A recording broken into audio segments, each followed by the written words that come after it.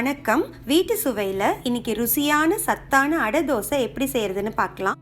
தேவையான பொருட்கள்: இட்லி அரிசி, கடலைப்பருப்பு தலா 1 படி, பெரிய வெங்காயம் 2, வரமிளகாய், பச்சை மிளகாய், கொத்தமல்லி, கருவேப்பிலை தேவைக்கேற்ப. கடலைப்பருப்பு கூட துவரம் பருப்பையும் பாசி பருப்பையும் சேர்த்து கூட நம்ம எடுத்துக்கலாம். கடலைப்பருப்பு மட்டும் எடுத்துக்கிட்டா அது ஒரு தனி சுவை, அதனால நான் அதை மட்டும் எடுத்திருக்கேன். அரிசியும் பருப்பையும் ஒன்றா சேர்த்திட்டு நல்லா கழுவிட்டு இப்போ இதில் தண்ணி ஊற்றிக்கலாம். நல்லா தண்ணி ஊற்றிட்டு ஒரு 1.5 to 2 மணி நேரம் இது ஊறட்டும். அப்புறம் நம்ம பார்ப்போம். இது 1.5 மணி நேரத்துக்கு மேலே ஊறிடுச்சு. இப்போ நம்ம இதற்கு தண்ணி எடுத்துடலாம். அளவு பார்த்திங்கன்னா 1 அழாக்கு அரிசிக்கு 1 அழாக்கே பருப்பு போடுங்க. அப்போ தான் உங்களுக்கு டேஸ்ட், அடையோட டேஸ்ட் ரொம்ப நல்லா வரும். இந்த ரேஷியோ மாற்ற வேண்டாம் நீங்கள். இப்போ இதை நம்ம மிக்ஸி ஜாருக்கு எடுத்துக்கலாம். எடுக்கும்போது பாதி அளவு மட்டும் இதில் போடுங்க. ஏன்னா இது கூட நம்ம மிளகாலாம் போட்டு அரைக்கணும் இல்லையா, அதனால் பாதி அளவு இதுலேருந்து எடுத்துட்டு கூடவே உங்கள் காரத்துக்கு தேவையான மிளகா, இப்போ நான் ஒரு 10 மிளகா குண்டு மிளகா எடுத்திருக்கேன். நீட்ட மிளகானா ஒரு 15 எடுத்துக்கலாம் நீங்கள். ஸோ இதை நம்ம சேர்த்திக்கலாம் இது கூட. அப்புறம் 1 கப்பு கருவேப்பிலையும் சேர்த்திக்கிறேன். கொத்தமல்லி இருந்தால் நீங்கள் அதையும் சேர்த்திக்கோங்க. நம்ம இதை கருவேப்பிலையும் சேர்த்தி போட்டு அரைச்சிடுறோம். அப்போ டேஸ்ட் இன்னும் நல்லாயிருக்கும். இல்லை உங்களுக்கு விருப்பம்னா நீங்கள் அதுக்கப்புறம் கட் பண்ணிவிட்டு கூட சேர்த்திக்கலாம் அடை ஊற்றும் போது. இப்போ இது கூடவே சேர்த்தி அரைக்கிறதுனால குழந்தைங்களால இதை தனியாக கருவேப்பிலையெல்லாம் எடுக்க முடியாது. ஸோ கருவேப்பிலை கொத்தமல்லியோட முழு ஸ்ட்ரென்த்து நம்மளுக்கு சேர்ந்துக்கும். ஸோ வாங்க இதை போய் அரைச்சிடலாம். இப்போ இந்த அடைக்கு தேவையான உப்பு சேர்த்திக்கலாம். கொஞ்சம் கம்மியாகவே சேர்த்திக்கோங்க. அப்புறம் தேவைப்பட்டால் டேஸ்ட் பார்த்துட்டு நீங்கள் ஆட் பண்ணிக்கோங்க. இப்போ இது கொஞ்சமாக தண்ணி விட்டு அரைச்சிக்கலாம்.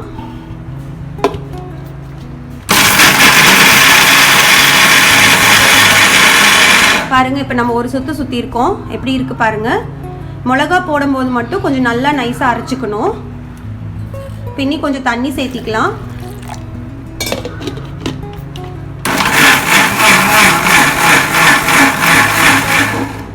இப்போ பார்க்கலாம் வாங்க.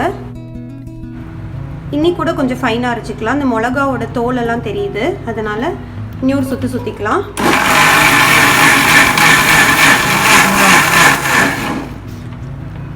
ஓகே, இப்போ அரைஞ்சிருச்சு. இப்போ இதை ஒரு பாத்திரத்துக்கு மாற்றிக்கலாம். இப்போ நம்ம பாதி அரைச்சிருக்கோம் இல்லையா, அது ஒரு பவுலுக்கு மாற்றிக்கிறேன். இப்போ மீதி இருக்கு இல்லையா, பருப்பு அரிசியும் அதை சேர்த்திக்கலாம். இப்போ இது நம்ம பருப்பு வடைக்கு அரைப்போம் இல்லையா, நல்லா குறைன்னு அந்த மாதிரி அரைச்சிக்கணும். ஏன்னா இதுக்கு முன்னாடி அரைச்சதை நம்ம நல்லா ஃபைனாக அரைச்சிட்டோம் மிளகாலாம் போட்டதுனால. இப்போ இது வெறும் அரிசியும் பருப்பும் தான் குறைன்னு அரைச்சி எடுத்துக்கலாம். இப்போ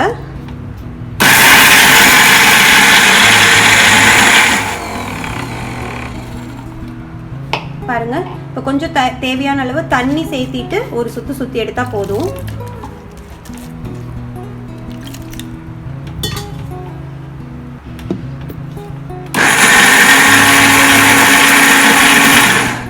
பார்க்கலாம். இப்போ பாருங்கள், இந்த இடத்துக்கு இந்த மாதிரி இருந்தாலே போதும். தெரியுதா உங்களுக்கு?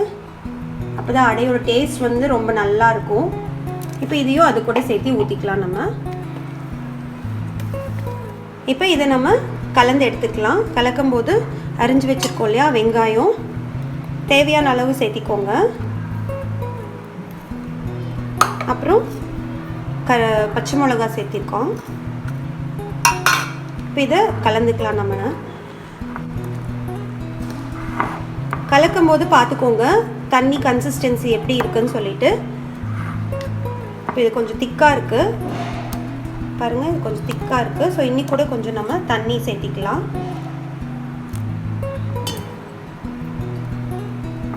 அவ்வளோதான். இந்த கன்சிஸ்டன்சி பார்த்தீங்கன்னா நம்ம திக்காக கூட வச்சுக்கலாம். திக்காக வேணுங்கிறவங்க அடை தட்டி ஊற்றுற மாதிரி நம்ம பண்ணிக்கலாம். இல்லைன்னா இந்த மாதிரி கொஞ்சம் தண்ணியாக கூட வச்சுக்கலாம். இப்படி ஊற்றுனீங்கன்னா அடை நல்லா பொறுன்னு மெலிசாக வரும். எங்களுக்கு இதுதான் ரொம்ப பிடிக்கும். ஸோ அதனால் நான் இன்னி கொஞ்சம் தண்ணி சேர்த்திட்டு உங்களுக்கு ஊற்றி காமிக்கிறேன் பாருங்கள். இப்போ அடை ஊற்ற ஆரம்பிச்சிடலாம். ஊற்றிடலாம். நம்ம இப்போ எடுத்து வச்சுருக்க மாவுலேருந்து ஒரு கரண்டி எடுத்துட்டு நல்லா பாருங்கள் அழகாக ஊற்ற வருது. அவ்வளோதான். இப்போ இதுக்கு எண்ணெய் ஊற்றுறதுலேயும் ஒரு டெக்னிக் இருக்குது.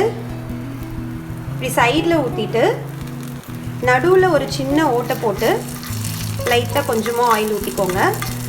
அவ்வளோதான். எண்ணெய் கம்மியாக வேணுங்கிறவங்க இனி கூட கம்மி பண்ணிக்கலாம். இப்போ இது கொஞ்சம் நேரம் வேகட்டும்.